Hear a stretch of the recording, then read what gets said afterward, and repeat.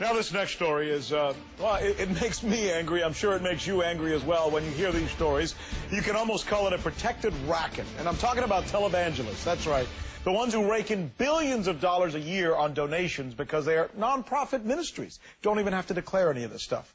The men of the cloth don't have to tell anybody just how much they make or even how they spend it. They don't even have to pay taxes. And now a Senate panel is investigating a money trail that leads straight into the pocketbooks of several of these televangelists. We're talking about lavish lifestyles here. Rolls-Royce, $2,000 suits.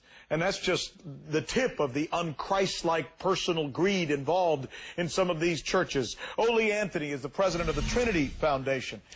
He's investigated televangelists for 20 years now. You know, it's amazing. I mean, I'm a Christian, and I certainly believe in doing everything you can. And it doesn't mean that these guys aren't allowed to have a nice suit and a nice house and a nice car. But when you start talking about a Rolls-Royce and a several $1,000,000 home and private Lear jets and a $23,000 toilet, I mean, that's just over the pale, isn't it? It's unbelievable.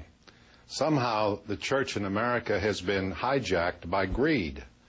And it's very, very sad because it's a testimony on how we are not caring for the poor in our country. I just think, and this is me, and this is the part that makes me crazy. When I think of Jesus Christ, and I think of the way we as Christians in many cases worship today, we are so unlike him. So unlike him in so many ways. Would Jesus do any of these things? Would Jesus drive a Bentley? Would Jesus wear a $2,000 suit? I mean, would Jesus buy a toilet worth $23,000? Well, how about would he live in a $12.5 million mansion, or fly a Citation 10 jet, or get plastic surgery for the man and woman so that they would appear nice on television? It's a travesty, and as I said, we are not caring for the poor. The poor and the needy are who Christ called us to meet their need, not to become greedy money grubbers. You've looked into this. I mean, here's a couple of the names that are being investigated now by the Senate, and they're asking them to come clean and say, look, how much you got and what are you doing with it? There's one of them right there, Benny Hinn. Another one is Creflo Dollar. Another one is Kenneth Copeland, Bishop Eddie Long, Joyce Meyer, Randy White. Who are these people? Tell us about them. Well, Benny Hinn is someone that I've met personally with. He made me a promise he was going to reform. He was going to stop living in mansions and driving expensive cars. He said we have to re-examine our calling because some of the ancient saints lived in caves. Now it's far worse now. He's got a $12.5 million mansion on the Pacific coast, and he doesn't even have a church. It's his parsonage. You know what's amazing? Randy and Paula White are, they just got a divorce. They probably argued over who had the best plastic surgery. It's a sham. And they say that they have a right to be prosperous, and that's exactly what Jesus would have wanted us all to do.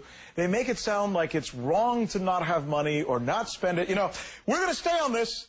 I was talking to my staff earlier today, and we say, this is an important story that America needs to hear about. There's little old ladies out there who are giving their dollars to these guys, and they're using it like this, and they should be able to spend it, but not like this. It just seems wrong. Ole Anthony, you're good to bring us this information. We're going to call you back. Is that cool? That's great. I appreciate it, man. Go ahead. You want to finish up? Go ahead.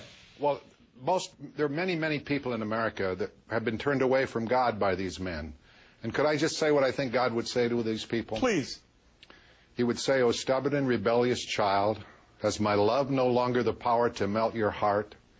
Have you been driven away by those who claim to know me, but were filled with hypocrisy and greed and drunk with the stench of a death faith? Let the dead bury the dead. Let ignorance reproduce itself until it's weary of its own offspring.